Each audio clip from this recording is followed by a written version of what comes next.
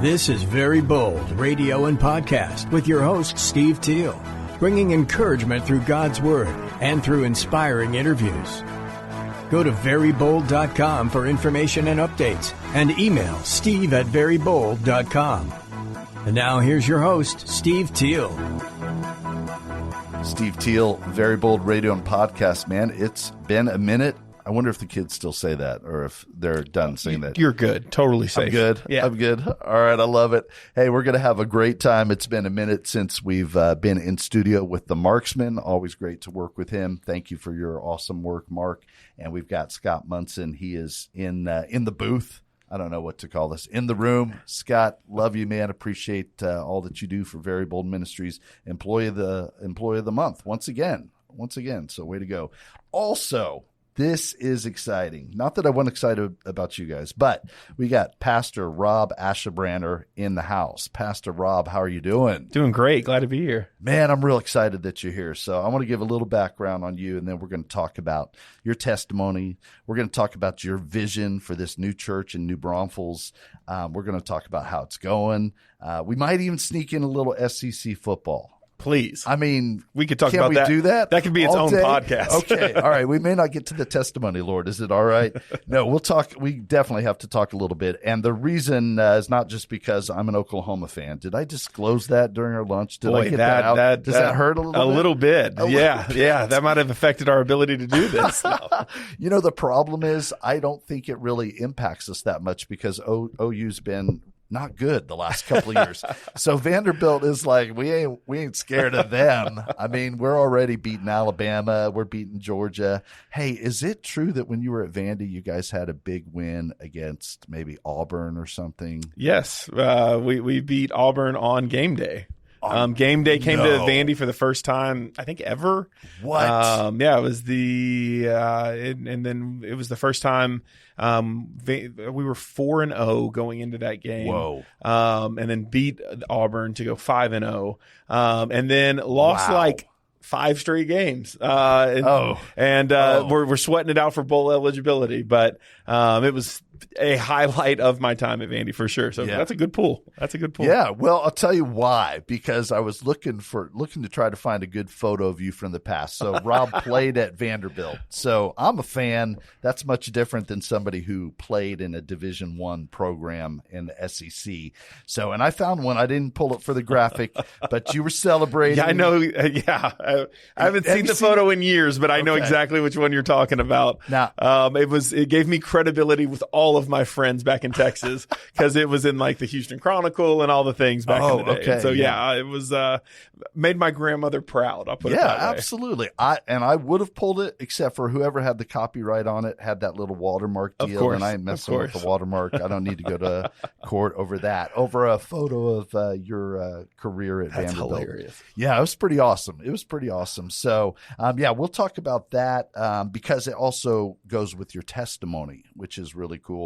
And I also want to talk about Free City Church. You guys just had Vision Night the other night. Congratulations. Thank you. And you had I feel like I'm going to quote a little low. I should quote high like an evangelist. No. But I'm pretty sure it was over 150 people. 152 was the total attendance. Yeah. Yeah. How about that? It was awesome. How'd you pull that off? How many coffees have you had? We've had a ton. And I will say we've built this our mentality was that if people text or reach out to us, we're going to be the church that responds. Yeah. Not to criticize any other church. That's just something we were passionate about. Let's go off the no. But we knew we wanted to be known for that. If you can be known for something, let's be known for the church. They actually text me back or call me back. Yeah. But outside of that, it's just I think you can't miss that the Lord's a part of it because I promise you this: we haven't had 152 coffees, and so man, the Lord was just he's kind and makes up for a lot of our shortcomings because we have our own for sure. I'm happy for that. But man, it was an awesome night and it was a huge momentum builder as we started church. So yeah, what is? Tell us just a little bit. We'll talk about the church for a little bit. We'll get back to Vandy. We'll get back to your testimony. But is this something you've known for a long time? time, like, I feel called to start a church. I want to start a church. How did that kind of vision come about? It's a great question. Probably quick answer would be 5 years ago, I was itching and scratching to do something new. Okay. I grew up in the church era where all the guys who were like roughly my age or maybe a step ahead of me all started churches at like their early 30s. And by the time they were kind of mid 30 to 40, they were blowing up, mega churches, all these things. Gosh. So I'm like at 30, 31, I'm like, I'm behind, I'm failing. So I started itching and scratching. And so I knew I wanted to do something. I'm super thankful we were patient. And the last 5 years have been critical, I think, in our marriage and our development. And we had kids and all the things. I'm glad we didn't rush that. But 2 years ago, we went to our senior pastor at the church we came from. This is you and Kate? This is your wife, Kate. Yeah. She works on staff with me, and we've done ministry together our entire marriage. So we went to our senior pastor, sat down with him, and said, hey, I think we're feeling a call to go start a church. And he was so good to us, and he's been I'll shout him out. His name's Brent Sparks. Encounter Church, he's the man. I love him. Oklahoma fan too. So you're kidding me. I love this huge guy. Oklahoma fan. I love Pastor Sparks. Yes, Brent, how are you doing? He was great, but oh, come on. And so he told us, hey, I support you 100%. Go. The next step is where is God calling you to? Okay. And so he told us, I want you to take a weekend, pick a city, and just go pray and seek the Lord. And we chose New Braunfels. And now I want to hear about that too. And I want to hear like his very first response when you told him this is what we're feeling, because you were a super valuable part of his staff. And as a senior pastor, man, it's a blessing, like, to grow your coaching tree, your pastoring tree, but also, man, that's hard. So what was his very first response? Man, first response was honestly, I love you and I support you. Yeah. That's what he said. Now, it also was, okay, this is harder because it's not just a fill in the blanks role player. I was the executive pastor, his right-hand man. And so he was like, we got to do this the right way. But he was like, I love and support you. We are reaping the benefit of some of his tough road, and that's his story to tell. But he went through some journey as he became a senior pastor, and had some people telling some not kind things when he left their staff. And so he was like, I'll never treat you that way. And so he was, I think we are the benefit of his pain. Right. So our journey was not that. Right. A lot of church planners have some crazy stories or people that were mean to him, and he has been nothing but supportive. And was, like I said, we got to do this the right way. But like I said, he immediately was like, spoke life into us. I see the calling on your life, and I want to do nothing but support that. Okay, now I'm going to ask a question. We're going to get back to you guys praying about New Braunfels, and this isn't fair because the pastor's not here and Boomer Sooner.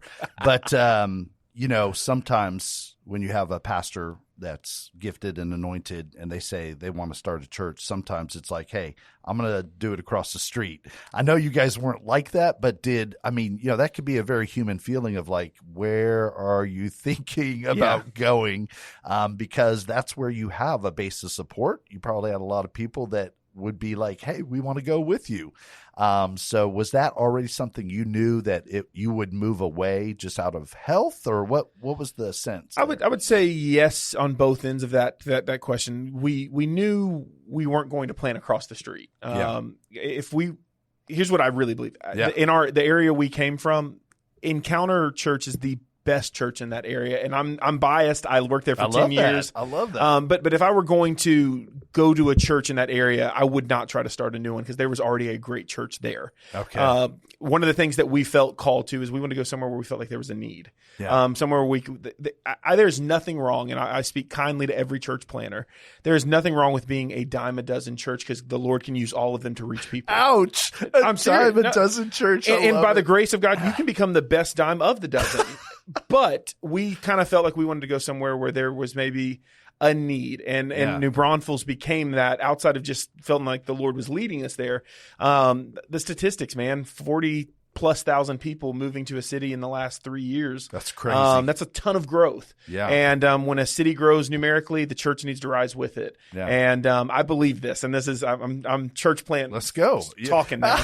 But if the revival that every pastor and every church is praying for were to actually happen in every city, but New Braunfels particularly. If all the people that we're praying for to see salvation decided I'm going to go to church on the same day, no church could hold them. We would be at max capacity, overflow, and people would be turned away because there's not enough seats. Yeah. And I just believe that as a city grows numerically, the church has to rise with it. And so that's what I mean. I don't mean dime a dozen as in like we're all the same cookie cutter. I mean more like I wanted to go to a place where there was a need in a growing city for churches that could carve out a space for lost people to come to church. Yeah, that's awesome. Because we're not in the business of trying to just steal people from every other church and get people. There's a lost world out there. Let's go reach them. Right. That's good. That's really good. All right. So what did it look like when you and Kate went and prayed? Because when you had that meeting with your awesome pastor, Boomer Sooner, when you had that meeting, he'll love this.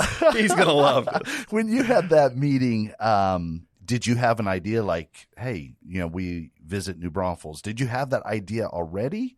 Or did you go away and pray and say, really, man, where, Lord, do you want us to go? No, it's a great question. We honestly, because like I said, for about 5 years, I was probably itching and scratching to do something. Okay. My mother-in-law moved to New Braunfels 14 years ago, I think. It was your mother-in-law. And so she got married to a great guy, moved down here. And so our whole marriage, we've been coming to the New Braunfels area, the different places they've lived and just getting to know the area. Listen, and when you grow up in Texas, you are going to go to Schlitterbahn and float the river at some point. And so we definitely had done that growing up. And so I knew the area, as a tourist. Sure.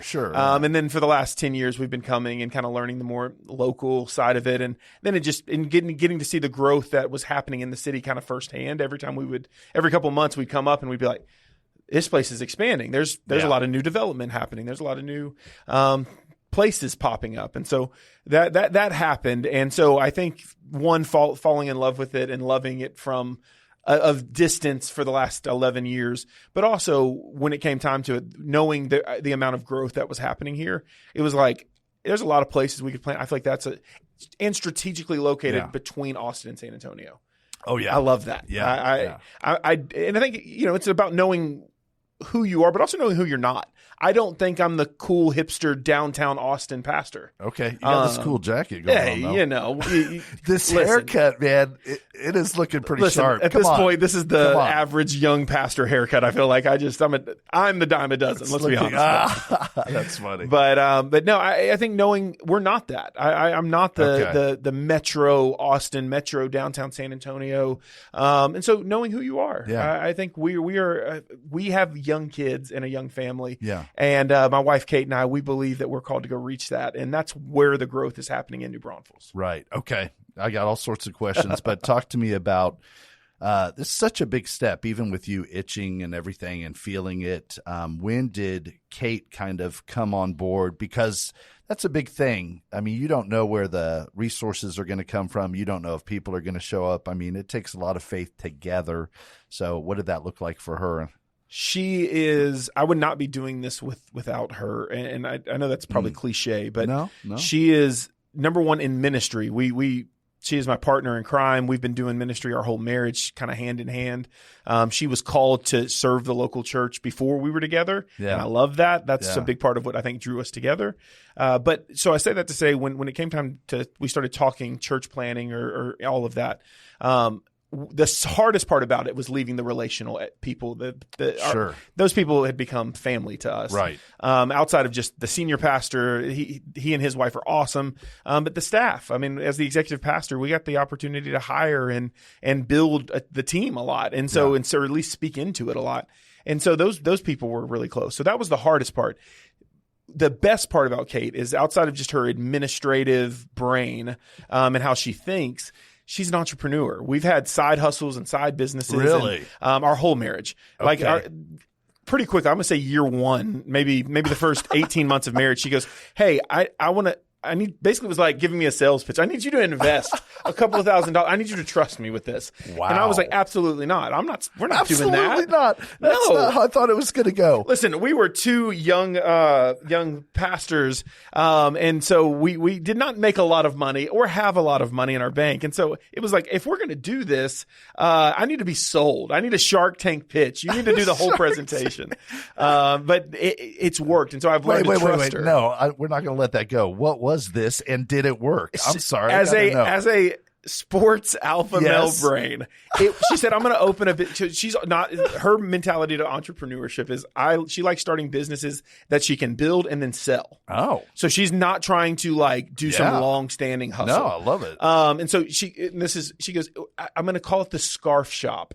And I'm going to do seasonal scarves and leggings. And I said, this is the dumbest thing I've ever heard. What year of marriage was this that you said that? Year one. Wow. 18 months at best. Like we were young and newly married. This is the dumbest time. I said, scarf shop? I'm like, who wears that? And we live in Texas. Who's wearing, it did very well. Okay. All right. It was year one of marriage because in our second year of marriage, we went, it helped pay for a trip to Greece. Wow. So I can remember it based on the vacation because that was her thing. She said, if we make enough money, we'll go on a cool vacation. And that's what got me. That was the hook. That was the hook. Reel him in. And so we did. And we went to Greece. It was awesome. Yeah.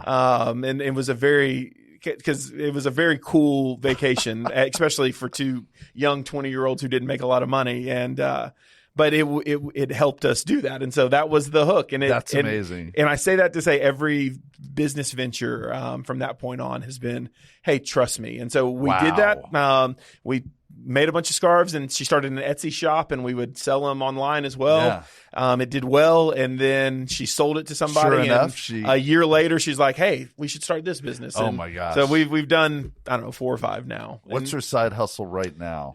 So it's really cool. Just when we went into church planner mode, she ended up buying a couple of machines, heat presses for T-shirts and hat presses. Okay. And we have a T-shirt print shop is probably what to call it. Yeah. And we didn't know exactly what the lane would be, but we ended up calling it Manna because it was spiritually, we believed that we got this dream in our head. We want to go plant a church, and I don't know how the Lord's going to provide, but whatever this business venture is, we decided we were going to call it Manna. And so it's called the Manna print shop. Yeah. Man, that's really cool. That's really cool. Yeah. All right.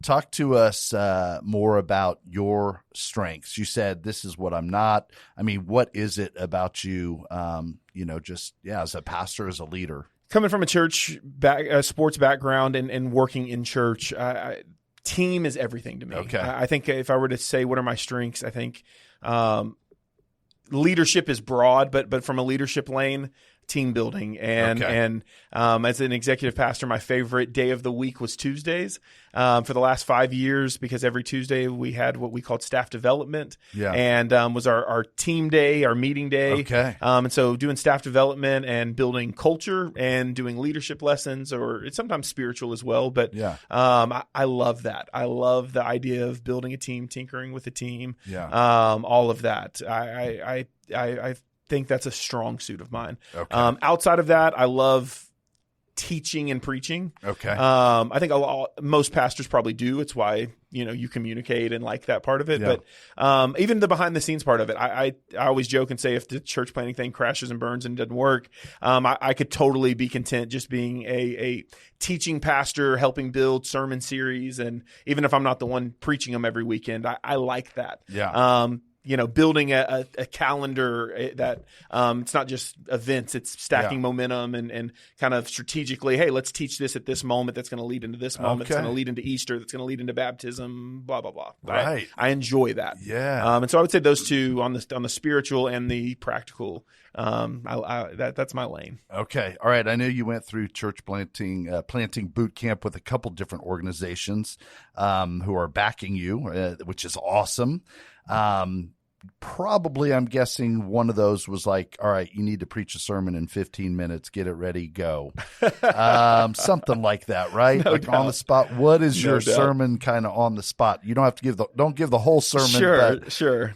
Honestly, it comes this was taught to me young in ministry. I was an intern, and one of the associate pastors at that church when I was an intern opened his Bible, opened the front sleeve, and had a small sermon outline, and was like, I'm just telling you now, you never know. You'll be sitting in a church one day and the pastor's going to get sick or start coughing and go, I need you now. Yeah. He was like, so you better always use, obviously, be ready in season and out. And so he laid that in. And so what it has become now is the vision of our church. I love it. Isaiah 61:1. This guy went to Vanderbilt, Scott. He's smart. Did you watch like how, man, we're coming back to the vision of the church. I love it, which is what I want to be anyway. All right. Isaiah 61:1. And then probably more Luke 4, though, is where it comes from is Jesus goes to the wilderness. If you know anything about the story, he gets baptized, goes in the wilderness for 40 days of testing. When he comes back out, the first thing recorded in Scripture is Luke chapter 4. He goes to the synagogue. He opens the scroll to Isaiah 61, reads verse 1, paraphrase, but he says, the Spirit of the Lord God is upon me. He has anointed me. And he lists several things that the Holy Spirit has anointed him to do. But the one that we've latched onto for our life, and now the vision of our church is he's anointed me to set the captives free.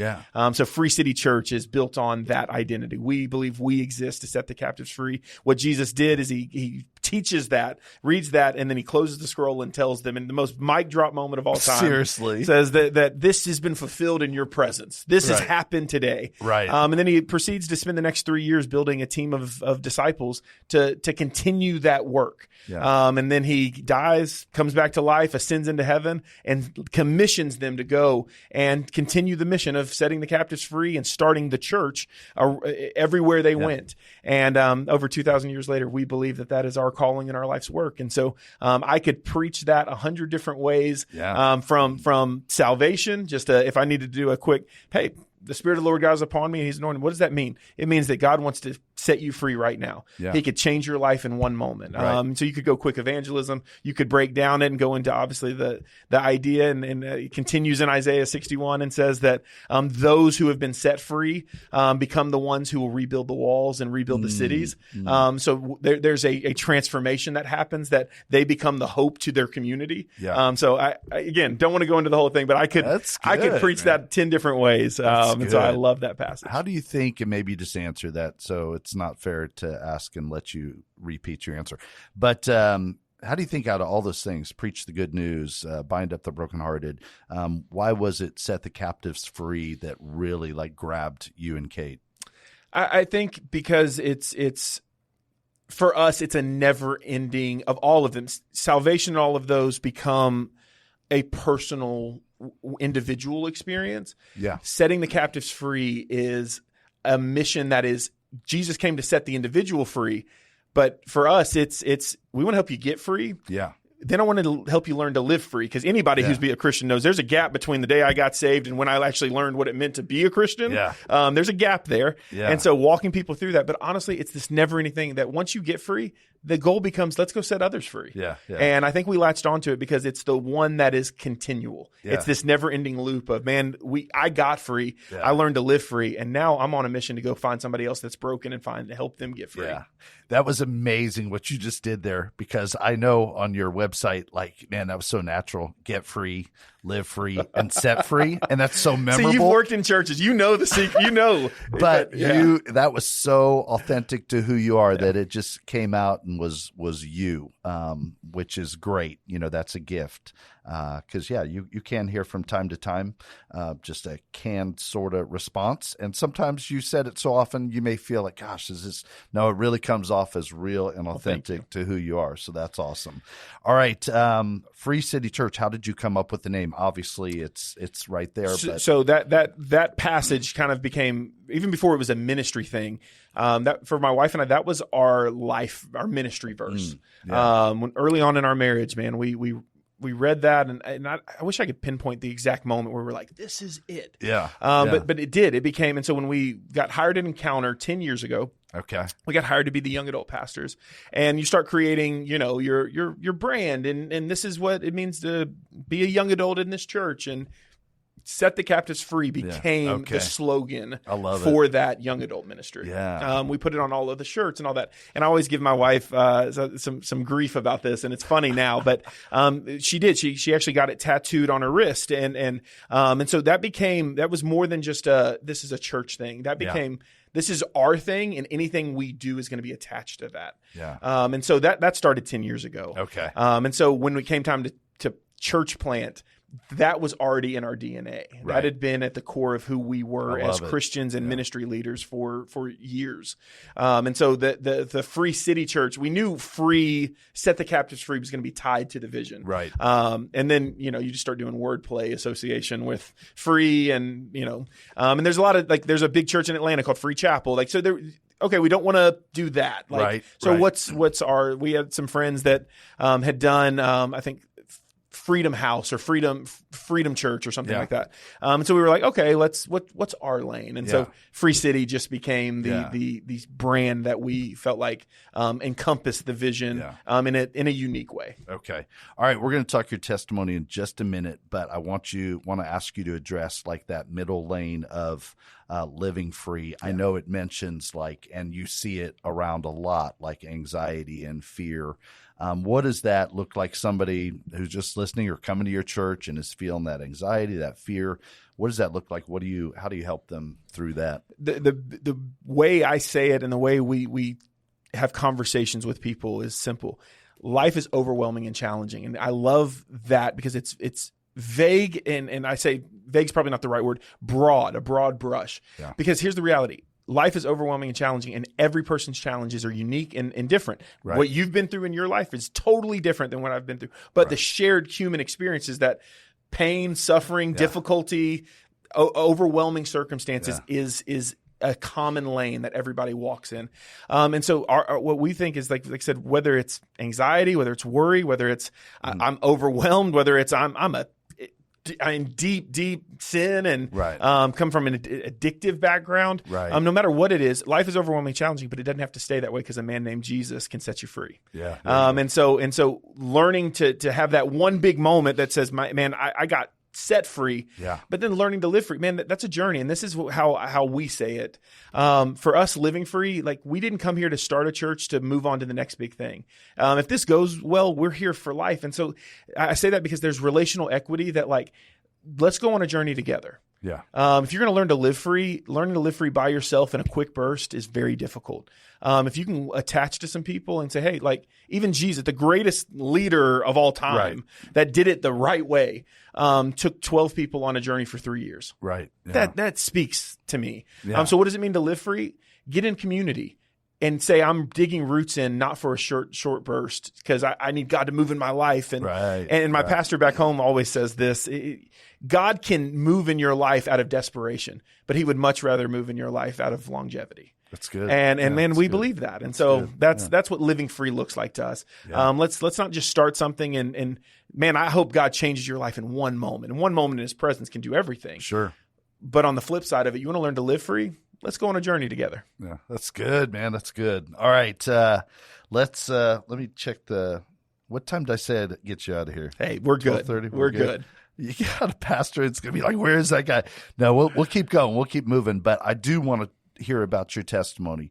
And even though you've shared it with me, you're just going to tell me like you're telling everybody else. For the first time, set it up. I'll set it up a little bit. We're coming back to football and you, quite an achievement out of, what community did you grow up in right outside of? Grew up in Beaumont, Texas. Okay. Beaumont proper? Yeah, Beaumont proper. Okay. Beaumont proper. Okay. Some of your old bio things say one of those other little towns near Beaumont. Okay. So, okay. We're from now. Where we're at now is Grove, Texas. Yeah, where we just moved from. Oh, okay. And so, but I grew up in Beaumont, Texas. Okay. All right. Where'd you play your high school ball? A small private school there. It's now called Legacy, but it was called Cathedral back in the day. You went from a small private school to SEC football. Yes. And I want to hear about the position you played as a senior.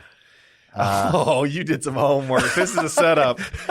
So interesting circumstances happened. Like I said, small private school, got to set that up. And all my people watching this that are from 5A, 6A, 4A schools are going to be like, what is this guy talking about? But so was a D lineman for sure. That was my position I cared about. Also played on the offensive line every year because small private school, you go both ways through the whole thing. Sure. So played tackle and played defensive end or sometimes would move into 3 technique role in high school. And then my junior year, we had a really good team. We went to the 3rd round of the playoffs, I believe. Yeah. And so had a really good year. We lost a lot of seniors that year. So going into my senior year, we probably weren't going to be as good naturally. Yeah. Then an injury happened and a quarterback. No. No. And when you're a team with like 35 people on the roster anyway, injuries are the death There's nail. not a lot of depth, right? Yeah. And so, but the guy who was playing quarterback ends up getting hurt. And I think we tried out a couple of different, like younger, like a freshman and a few other options.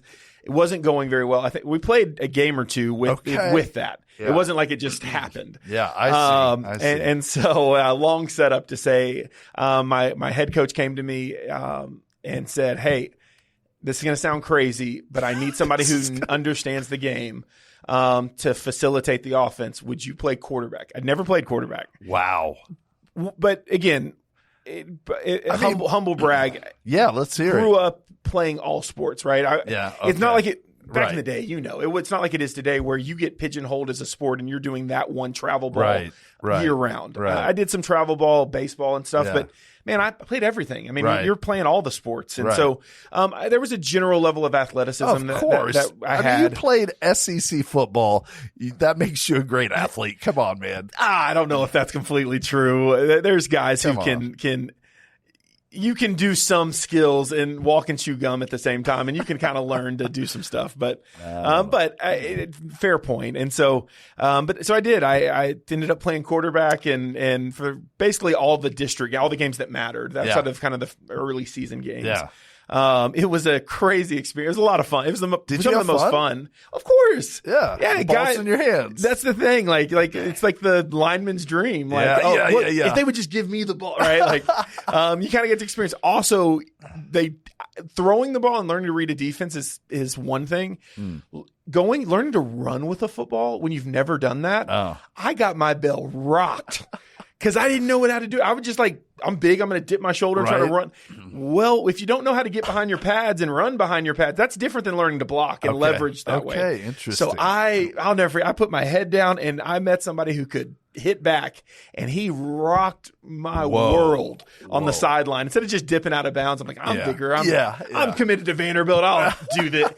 And he lit me up. I don't even know his name. I wish I did. I'd give him a shout out. Right. So that was it was super fun though. Oh my gosh. All right. How did you get recruited by Vanderbilt? I mean, because it's not like you're 6'5", 320. I mean, how did that even happen? And sometimes it's easy to get overlooked in a private school. I know there's a lot of camps now, and maybe there was back then for you, but how did that happen? This is a crazy story. Okay. So, honestly, all of the small Texas schools had overlooked me. Did not we sent the same. It was back in the VHS days. Oh yeah. Okay. So all my huddle people right now are like, "What is this guy talking about?" But it was you would make your highlight tape. Yeah. And schools wanted two, literally VHS tapes. They wanted your highlight tape, and then they wanted a game film. Okay. And so we made a highlight video and had a buddy turn it into a VHS tape. Yeah. And then a game copy of one of my games from I guess had just finished my junior year. Okay. Or was in my junior year when recruiting started to take off. But sent that everywhere. My dad and I remember manila envelopes, stuffed them in there with a letter. Yeah. And then wrote on them, and we sent them out to a ton of schools. The only school on the other side of the Mississippi River was Vanderbilt.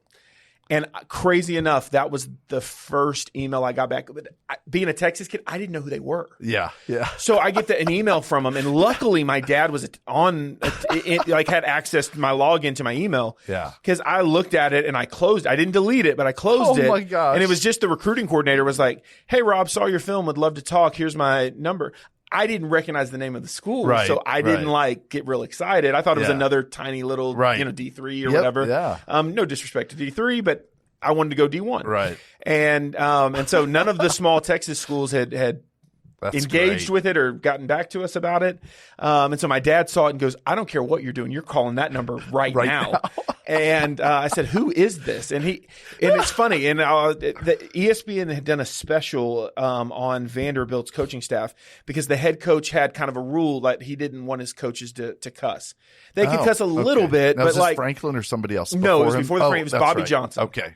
And they did a special on him, and that was kind of one of his calling cards. It's just like, hey, we can be good people and not. It wasn't even necessarily like hyper Christian. It was just like, hey, we don't have to dog cuss our players. Kind of was his thing. Yeah. And so my dad had seen that special on Game Day or one of the ESPN things, and he was like, I like that. We're going to send them one. Yeah. And sure enough, they were the first school to offer me a full scholarship. What ends up happening after that is an SEC school reaches out. And now suddenly Rice and SMU and a few of those other schools are like, how did we – he's good enough for the SEC. And yes. And so they saw my highlight tape. We talked to him on the phone. And then it just so happened that the one big camp at that time was the Nike Regional Combine. Okay. It was at Texas A&M. I was there, and it was back when coaches could attend it live. Okay. All right. Recruiting rules have changed and all that now. All But so the whole, I would say over half the Vanderbilt staff was live there. The D-line coach came and watched me, and I wasn't the biggest. I was 6'2". Right. Probably at that point, probably 240. I mean, okay. Maybe 230. Okay. But I had quick feet. Okay. And his way of saying it was, you got little ankles. That's how he said it, which just means you're quick and agile, and so he liked that, and so they ended up offering me a scholarship after my junior year. And did they wait a little while, or was it pretty soon after? It was after saw the you in person? season was over, Okay. but it was because that combine was in the winter months, I think. Okay. And so, I'd come to San Antonio as a sophomore and done the that as a junior and done the Army All-American Combine. Didn't get asked to play in the game. Wasn't high enough rated for that, but did do the Combine. And so I had some experience at those kind of things. But wasn't a bunch of crazy. Didn't go to all the major combines or anything like that. Got invited to the Army one, which was super helpful. But it was they were there and they offered me, I think, the next week.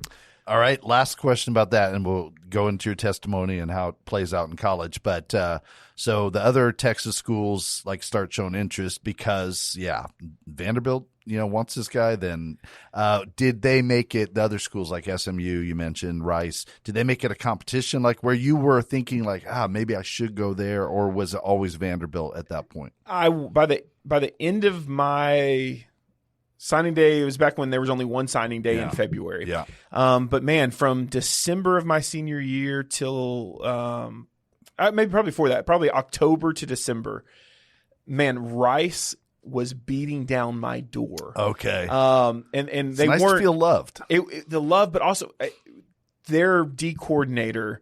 Man, shout out Paul Randolph. He is an awesome guy. Okay. And ended up probably relationally the strongest relational connection I had through all of recruiting. Okay. Vanderbilt was in the SEC and all of that, so I ended up loving the potential of playing at Vanderbilt. Sure. And like I said, some other schools started to reach out, and all of that, and I got offers from several schools, but Rice was the one that I took the most serious, and it was because of one guy. Wow. That coach. Dang. And man, you build a good relationship. It's hard.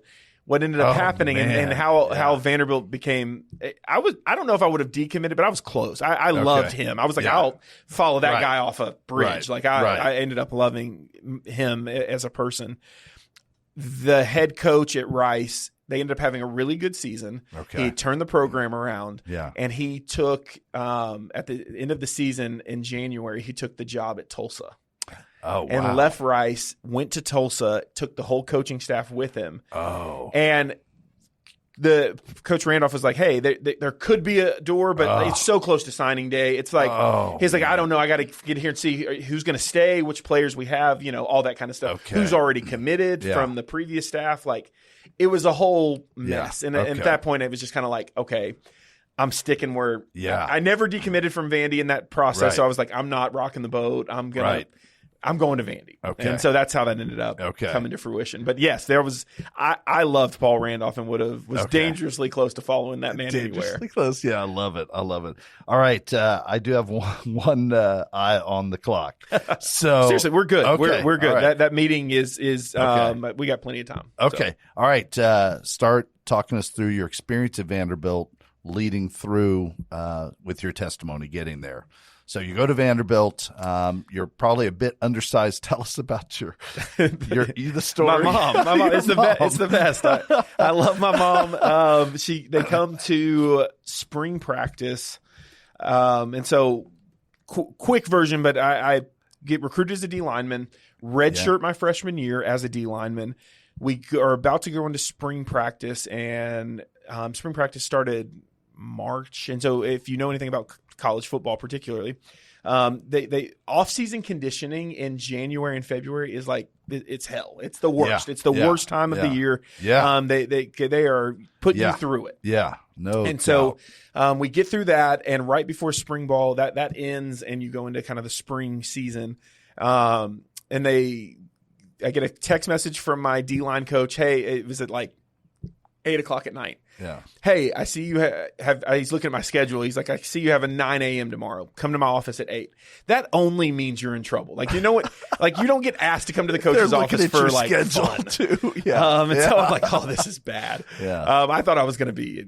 I immediately started thinking all the things I had done wrong. Like, it's like in a spiritual sense, you're like repenting. Like, God, please, if you just help, I don't know. Yeah. And so I show up at his office, and he said, hey, we had a team meeting, a coaches meeting yesterday. They had just finished the recruiting cycle for the next class.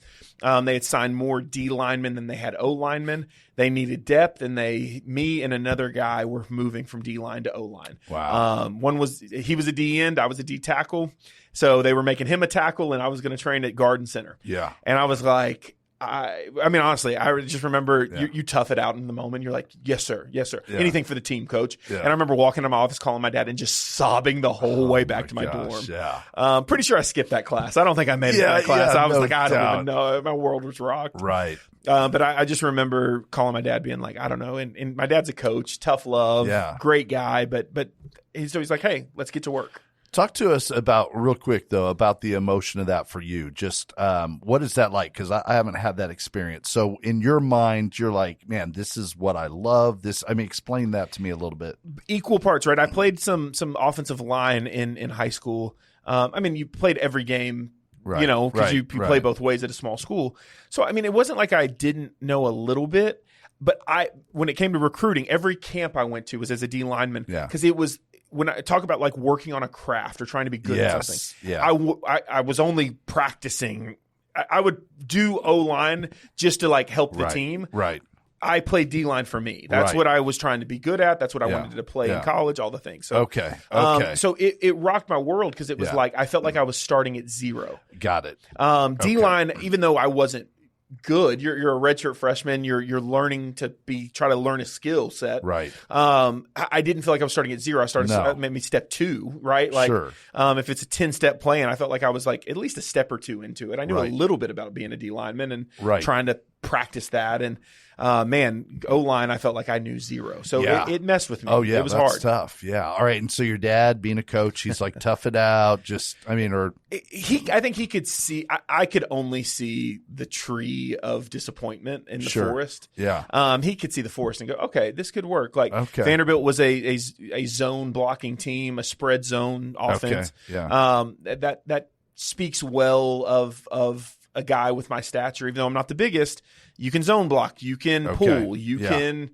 There's some he could see. This could work, and again, that's what dads and coaches are good at. So, he saw that, but I think the hardest part for me, and I go back to Paul Randolph.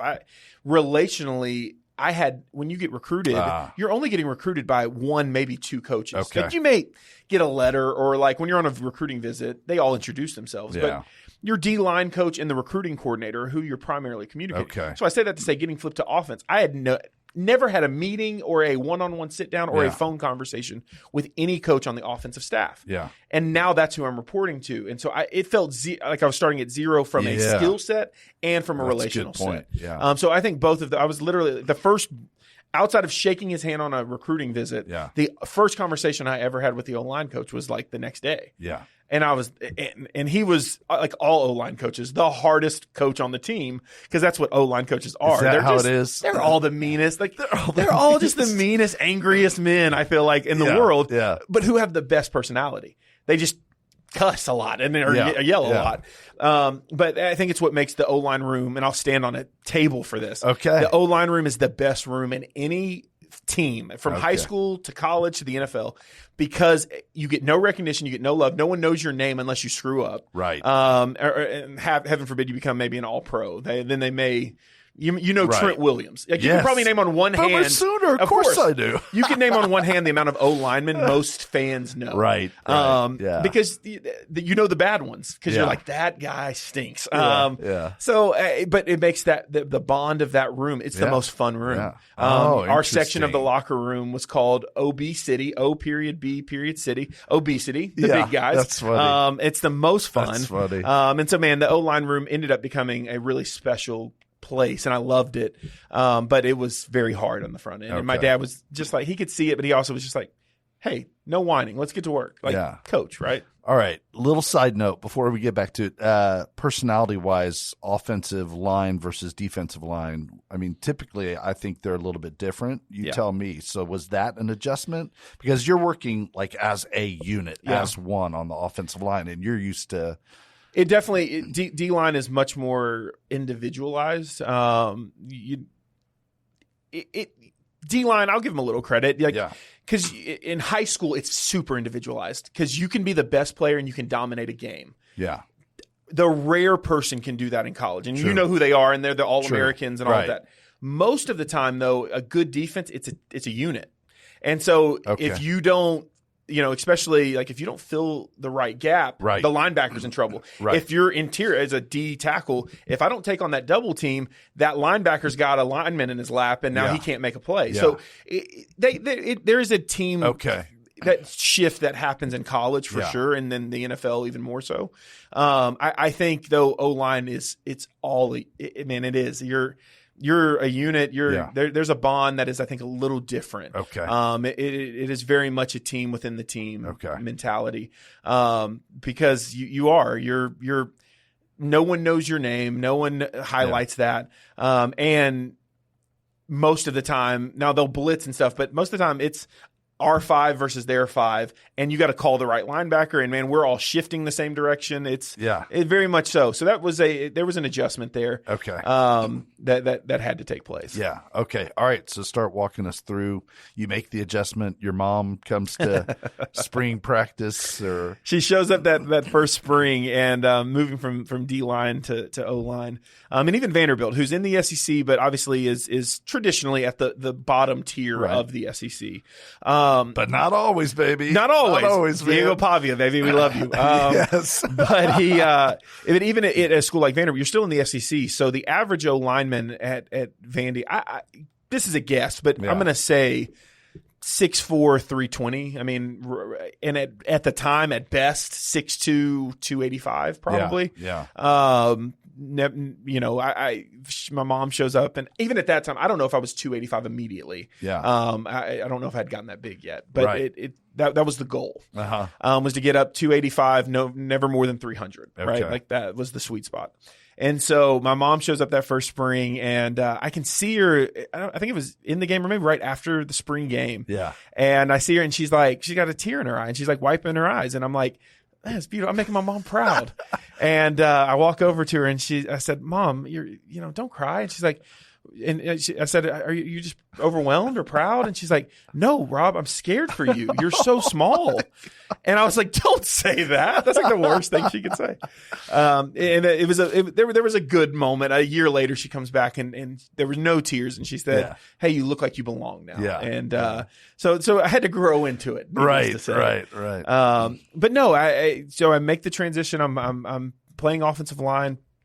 It ended up being a good move, and I ended up traveling that first year, which was really cool. Made the travel squad. Yeah. Ended up playing in a few games that year. Same thing the next year. Was behind a really good junior and senior those first 2 years, who ended up playing in the NFL. Had a short stint in the NFL. And was on a couple different rosters for a few years, but great guy and taught me a lot.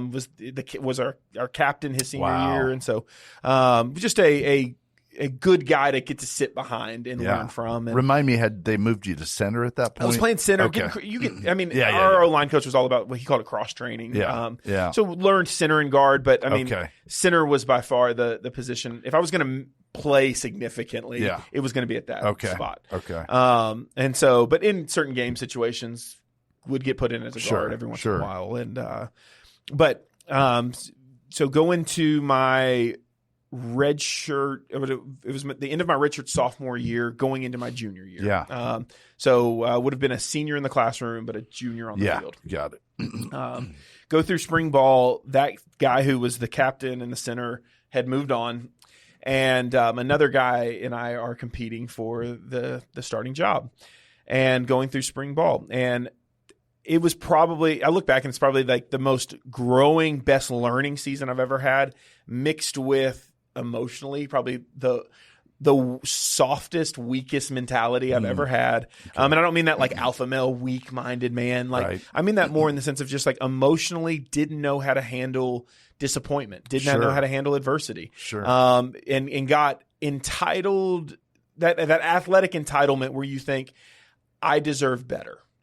And that's a bad place to be. And every coach would be like, dangerous, don't do that. But that's where I was, and I was struggling. And you get to that place where you're like making excuses and like, it's my coach hates me. He's never going to give me a fair shot. Like, his job's on the line. Like he wants the best players to play, but you can't see it, and you don't know how to process it. And he was a mean old guy, and I thought I took it all personal and thought he didn't like me, and so I could stem it back all the way to when that transition. I didn't have a relationship with him, and at that point, the recruiting's done. It's on you to build a relationship with the coach. Oh, okay. And you can make an excuse, say the coach should have done whatever. Right. It's on me. He's doing his job, and he's recruiting the next class, and he's always there. That's the college game. That's the NFL. Like you want to survive. It's on you to make a name for yourself and build the relationship. And I didn't know how to do that, and I didn't invest in that. And I the best thing, and if I could have told 19-year-old Rob, like to give him some advice, hey man, go sit in his office every day. Make him kick you out. Hey coach, like, can I watch film with you? Hey coach, like I just didn't do that. I wasn't smart enough to do that. And so I started making a bunch of excuses, and that guy ends up winning the starting job, and I was just done. And in the process of that, testimony wise, spiritually, was as far from God as I had probably ever been. Outside of my parents' life, grew up in a Christian home. They're great parents. But for the first time, I had to stand on my own 2 feet spiritually. There's no one else there to hold my hand and be like, Rob, go to church. Rob, read your Bible. Rob, let's do this. It's you're on your own. You're living in Tennessee and you're from Texas.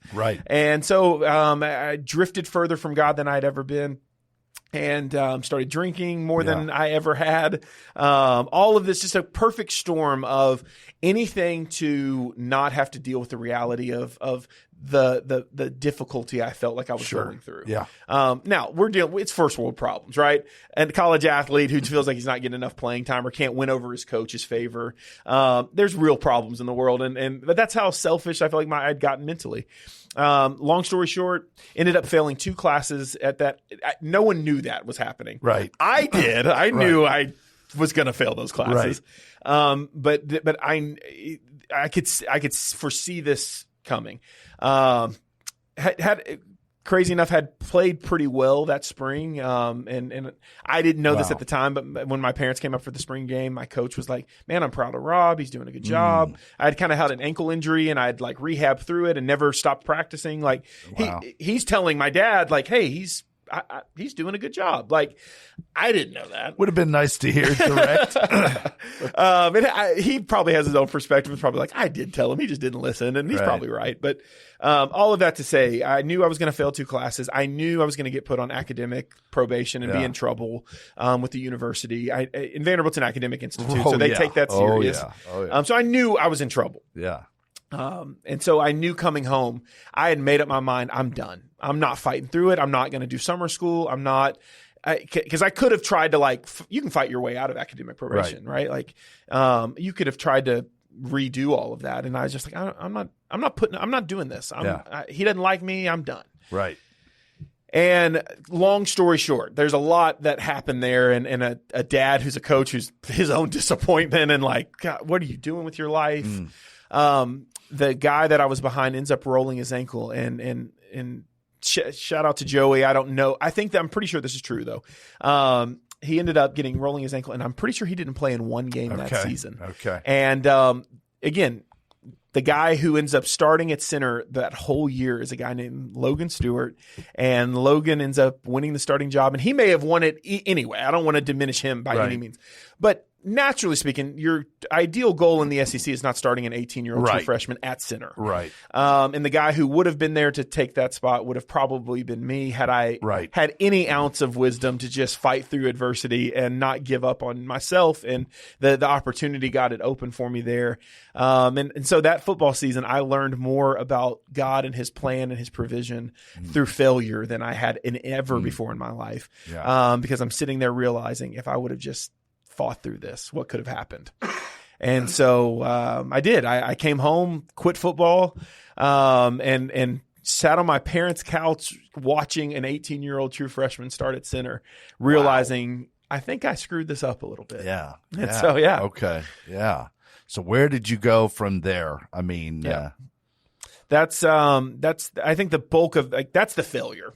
But the bulk of my testimony and experiencing God in my life, really after that was over, all the, parents and every person in your life, okay, what are you going to do with your life? Yeah. And boy, as a 21-year-old, that's the worst question in the world. Yeah. I think I was 21, 22 years old. Yeah, that's a tough one. And I'm sitting there going, I don't know. I think I'm coming off the heels of the greatest failure.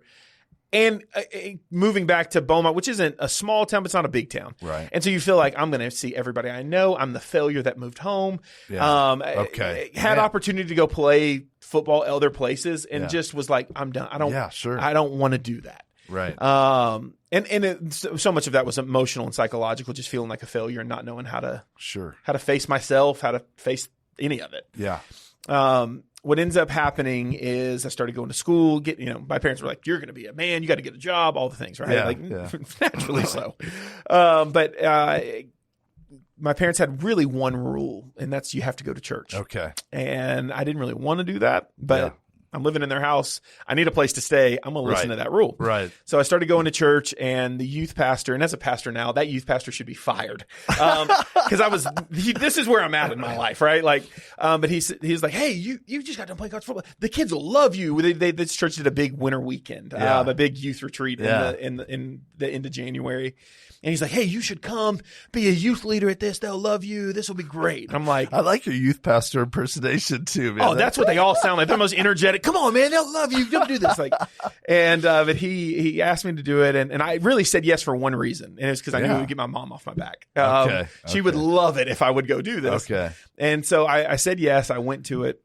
So, but you're supposed to be like a counselor or hey, come sit in a small group and hang out with the kids and be a role model. I'm like, I should not be these guys' role model. Right. Okay. But I go. God is good. I do it. He was. And but what I had known from growing up with the mom I had, she had always taught me, like, if you'll pray and ask God a specific question, he'll speak to you. Okay. And for the first time in a long time, I was in an environment where I was willing to do that. Yeah. And so you guys, if you know the church world or camp world, every night there's like a big service. And so the worship team is in there like an hour before doing their rehearsal and practicing and getting everything ready. And I went in there after dinner, and it's just me and the band are in there. And I just got on my knees kind of in the corner of a dark room and I felt so dumb. I didn't know how to pray. Like I didn't feel like I sounded spiritual. Like this was my God. I feel like a failure. Help me. I don't know what I'm doing. Wow. I feel like I've screwed up. Help me. Yeah. I don't know what to do. Yeah. And I wish it could be like the booming voice of God. It wasn't. Like I got up and wiped the tears from my eyes. I'm just like, okay, that didn't work. Keep trying. And but that night when the pastor got up there to preach in the depths of my soul, when he walked on stage, I heard God say, "You're going to do this." Wow. And I didn't know what this was, but I did really only knew one pastor, and it was that guy who was preaching. And so I asked him. I said, "Hey, can I meet with you when we get home?" And he was so gracious to me and ended up being a pivotal This person is like in my what you were life. going to do in college with the O-line coach that you didn't do. It's so much. You do to the pastor. You're like, "Can I meet with you?" Yep. I mean, you were all right. Go ahead. That's no. Cool. He became. That's a great parallel because it was. I think that like with the children of Israel, where they're like, you don't get to enter the promised land now, so you got to go on a 40-year journey. For me, it wasn't 40 years, but it was a couple of years of like having to learn to trust God. Because I didn't trust him the first go around. Yeah. And got to that moment and didn't trust him and didn't know what to do. And so that pastor ended up letting me meet with him in that church. And this is why I'm so passionate about the local church. It's why I love why starting a church matters to me. Wow, that's amazing, man. I'm watching you. That's amazing. Go. But it is. It's because for me, the local church changed my life. Yeah. That was the moment. That was like the pastor of that church. But man, there was a few pivotal people in that local church that changed the trajectory and the course of my life. Yeah. And taught me how to read my Bible on my own. Taught me that pastor made me preach my first sermon and literally called me in and was like, "Hey, here's 2 dates. Pick one." And I was like, "For what?" And I picked that one. And he's like, "You're preaching that day." And I'm like, "Oh, this is terrible." But he just made all the difference in the world for me. Gave me a safe place to learn and a safe place to fail. Yeah. And, but the relational piece, I don't know if I've ever thought of it that way, but you're so right. It was the opportunity to make a connection with somebody who ended up becoming the mentor that I didn't take advantage of in college. Yeah. That's so good. Yeah. Oh man, that's amazing. Wow. All right. What else, how else do you want to just finish off with any more of your testimony or where? No, for sure. From there, I think how in anyone's life is, and if I were to use our church's verbiage, like get free. How do you know someone's learning to live free? Like God moved in their life. Great. Right. They got saved. They had a moment with God where he transforms them. How do you know they're starting to live it out? And the Bible says you'll know them by their fruits. Yeah. And man, my life started to really change. Yeah. Started reaching out to people that I had wronged and asking forgiveness. I hadn't seen some of these people for years. Actually, I didn't have their phone number. This because I grew up in like the cell phone into the iPhone transition. Yeah. And this was directly in that time period. And so people were all getting new phones and new numbers, and I didn't have some of their. And so I'm like Facebook messaging people like, "Hey, I did you wrong. XYZ did this. I stole money from you. I had done some things bad. And hey, can I make it right? I'll send you $100 right now. Yeah. Anything to make sure you know I'm asking for forgiveness. Wow. So just some real things outside of just pursuing ministry. It wasn't like I just went from not being a good Christian to had a moment with God and I'm a pastor now. It's like, no, I'm having to learn how to just follow Jesus. Right. And if you're going to follow Jesus, you got to do what he does and act like he would act. And so I had to learn to do that. And so some things like that started to happen. Wow. And in that, the calling to be a pastor that happened at that camp, learning what it means to do ministry, interning at the church, they split the junior high and the high school and starting a junior high ministry. Yeah. And really, I would think I would segue out of this by just saying from day one, after I got done interning, everything Kate and I have done and put our hands to has been in the position of starting something new. Yeah. Split a junior high and high school. Hey, start a junior high ministry. True. Got hired from there at Encounter. Hey, start a young adult ministry. Yeah. From scratch. She, before we were married, helped start Encounter 13 years ago when it was a brand new church plant and was the first youth pastor and helped, come help us start this church and start a youth ministry. So we call ourselves builders. We have been builders from day one, putting our hands to projects and things that are either broken or don't exist and building them. And so I can look back now and see God was birthing church planning into us at the beginning of our ministry, and we didn't know what that was at that time. Yeah. And so that's our from our awesome testimony to kind of where we are now. Yeah, that's awesome. All right, just we'll wind down here with how has your your team like coming together? Yeah. I mean,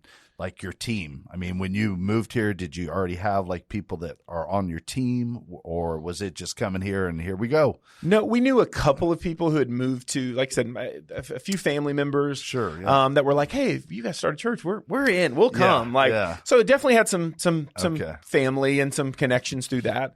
Not a ton by any means. Right. And there were, I think, 2 different families that we knew that had moved to the area that Okay. were like, when they heard about it, they were like, we're in from day one. Love it. Yeah.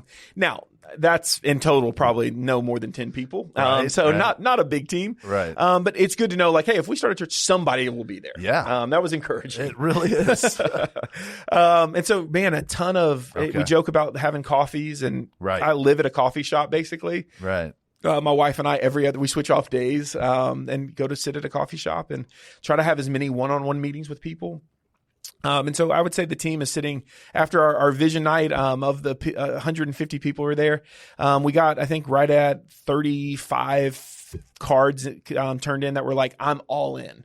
So it grew Wow. by 30-ish people Oh my in gosh. one night, which is really cool. That is so cool. A lot of relationship building that has to happen in that. Sure. And then another stack of cards, another 30-something cards who were turned in of, hey, I'm interested but want more information. Basically, Yeah. hey, I want to meet you. I need to know you better. Yeah. I need to, Yeah. we're not going to just rush into this. And totally get that too. And so, Right. again, a lot of coffees, a lot of, Yeah. hey, let's hang out. Let's have dinner. Let's get to know people. And so that is what our life looks like right now. Yeah. But honestly, in a cool way, it's molding and shaping.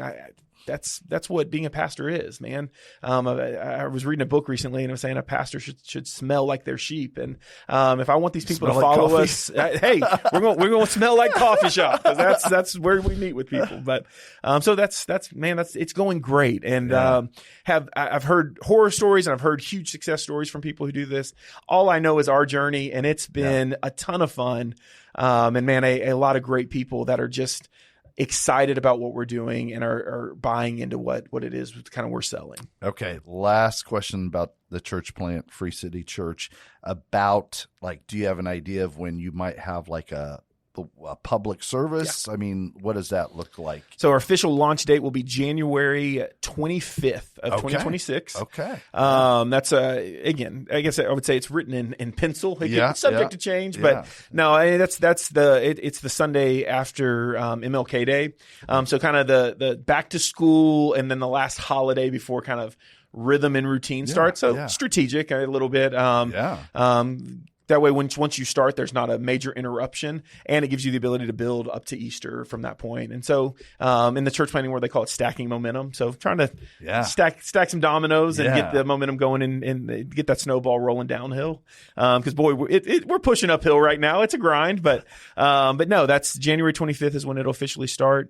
But man, every month leading into the holiday season, kind of in December, we'll be doing a vision night in New Braunfels. And so, man, if that interests you, you can definitely check that out. Free City Church will be doing a vision night once a month, and then we'll be doing social stuff as well every month leading up to it. Man, awesome. All right, we got a few minutes to talk about Vandy football. Unless you need to text your pastor and say, nope, we're good. Okay, how are you feeling about that quarterback? What's his last name? You said a few minutes Pavia. ago. Pavia, that guy, man. He's a gamer. Dang. He's a gamer. No, he's awesome. My wife and I actually got to go back to Vandy last year for a game and got to watch them. And who were they playing? Did y'all win? It was Texas. They had a great game against Texas. Came back in the fourth quarter, had a really good game. But that was it was super fun to go back and get to my team chaplain who was there when I was there is still there, and so to connect with him, tell him we're planning a church. As far as I feel like I had drifted from God, he was. Any connection I had to the Lord in college was through Lance Brown. And so there's a phrase that people say that like, let people, smell the roses before they pass away. It was cool to get to meet with him and just kind of like give him his flowers and tell him, hey, I just want to tell you thank you. And so that was a really cool moment. Oh man. I don't know, man, Vandy, it's unique because every year it's a grind, and every year you have to reestablish and prove yourself. Yeah. I think there's some key pieces that give me a lot of optimism, but you look at anybody's schedule in the SEC as an Oklahoma fan, you go, that game's Brutal. Problematic. That's scary. Brutal. Usually there's like 3 game stretches where you just go, that's a beast. Yeah. So Vandy has that. But here's what when you got a quarterback, you got a chance. Exactly. And they got a quarterback. Exactly. All right, you guys going up to Austin then to watch them? Definitely. Do you have your tickets yet, I actually do have tickets to that game already. So, growing up in Texas, you got a team coming to this state. You got an opportunity to have a connect somewhere. So definitely going to that game. And like I said, definitely looking forward to connecting with Lance again and seeing him. And it'll be fun. Okay. What is your very bold prediction for Vandy this year? Like best case scenario, they win how many games? I'm going on the improvement track, right? So I think they went 6-6 last year in the regular season. We're going 7-5, and I would love, by all means, would love to be proven wrong and win more. Sure. But man, I believe in the direction of the program, and I believe that even though it'll be challenging, even if we don't beat Bama again this year, right? I think there's a lot of fun. There's 7 games there that you can fight your way to a win. Okay. All right. That's awesome. Okay. Anything else you just want to say, Rob, as we close out the podcast? Anything else on your heart? Would just say thank you. And I love the name of the ministry, Very Bold. I feel like that aligns so well with where we're at right now, just stepping out in faith and taking a bold step into something kind of the unknown. Yeah. And would say to you and what I know, some of the things we've talked about that you're believing for, and to anybody listening, man, there can never be a cool success story without a bold step. Yeah. And man, if there's something God's put on your heart, take a step to it. That's good. That's a good word, Rob. That's good. Well, it's interesting. You mentioned earlier, we were talking about naming things and stuff. And Scott, I remember the exact day I revealed to him back, man, that was so long ago, like 2001, 2002. I was just reading the scriptures, and 2 Corinthians 3:12, it came to that part. It just said, therefore, since we have such a hope, we are very bold. And it just like kind of leapt off the page. And he and I were working on a video together. I actually thought I was being called to go out to Arizona, so I put together a video, my highlight tape. No, it wasn't my highlight tape. It was my vision of what we could do as a church. And I told him, let's put Very Bold Productions. You like that? And he's like, yeah, I like that. So pretty crazy that now he's on the team, employee of the month still. Reigning employee of the month. Reigning. I love it, man. That's a competitor right there. I love it. Well, Rob, I'm really excited and believe in what you're doing and your call, and you've got all our prayers. And man, I'm really excited. So thank you so much for making time and coming here and sharing some of your vision, your testimony, and anything you want to say as a dad. I don't think we talked. just about being a dad of a. Every dad probably feels this sense of pride, but man, I have the best kids, man. Barrett and Bryn are the best. They're both just starting school in a new city, and so man, I'm excited because our prayer has been not just that we want them to get settled in, but man, our family and our prayer has been that Kate and I aren't starting a church. Our family is starting a church. And man, that they're going to make friends. And this is our goal. Wherever we were going to move and plant a church, our whole mentality is we wanted to get there before our son turned 5. He turns 5 in November. Because if this goes the way we believe it's going to, he's going to grow up in one community with one friend group. Wow. And that this is not just the establishment of him getting connected to school. It's him helping us plant a church and getting established in a community. Right. And that he's making friends that'll become his lifelong friends right now. So That's good. That's good. All right. This is Pastor Rob Ashabranner, Free City Church. And man, just excited to see what you're doing. You're definitely being very bold. I'll close out the show. This is how we close out the show, even though I just talked about it a minute ago. We are Very Bold Ministries. We are Very Bold Radio and Podcast. Which camera am I looking at? This one? Is he on camera with me? All right. We are Very Bold Scrapping. We are very bold. We're trying to be very bold, and that comes from just recognizing, man, Jesus really is Lord of all. He is the Lord of Lords, the King of Kings. He's the Alpha and the Omega, and he loves you. He called you before the creation of the world, Ephesians 1. Man, he created you to be holy and blameless in his sight. And the only way we can do that is through this saving relationship where he gives us his righteousness. So, and that's what he wants to do. If you are far from God today, right now, Jesus wants to know you. He wants you to know him right now. And you can just literally say, Jesus, just like you prayed at the camp, like, man, I need some help. Yeah. Jesus, if you're real, I want to know it. He will answer that prayer. It may not be right that second. It might be for me. It was a couple months later of just being hungry and crying out, Jesus, where are you? Before he got a hold of me. But when he gets a hold of you, he really gets a hold of you. You become a new creation. So I'm inviting you to be very bold and just make a prayer, a plea to Jesus and let him answer it. He's going to answer it. I promise. Now, if you're already on the journey, a disciple following Jesus, man, I'm just looking for what that next very bold step for you is. What does that look like? Because it is very easy. It's not easy when you're a church planter to become complacent, but it's pretty easy as Christians just to, man, get into that consumer mentality and just kind of show up and do our thing, but then be passionate about something else. Hey, I'm guilty, man. I'm passionate about OU football. I'm passionate about other things. But if I am not passionate about Jesus Christ and setting the captives free, I'm in trouble. I've got some explaining to do. The coach is going to call me in at 9 a.m. and say, what is going on, man? So I want to invite you to say, Jesus, what is it you have for me next? What do you have for me? You can email me, steve@verybold.com. Let me know what your prayer is. I want to hear it. If you didn't get all the information on Rob and Free City Church, of course, you can find out on social media, Instagram, Facebook, but you can reach out to me, steve@verybold.com. I'll make sure and get you connected with Rob and Kate Ashabranner out there at Free City Church. All right, for now, I do just encourage you to be very bold. For me, it's because he's incredible. His love is so real. Yeah. But I invite you to be very bold too. So we sign off. The Apostle Paul, he said it a lot better and a little bit more concise than me, Rob, than I hit it today. Therefore, since we have such a hope, we are very bold.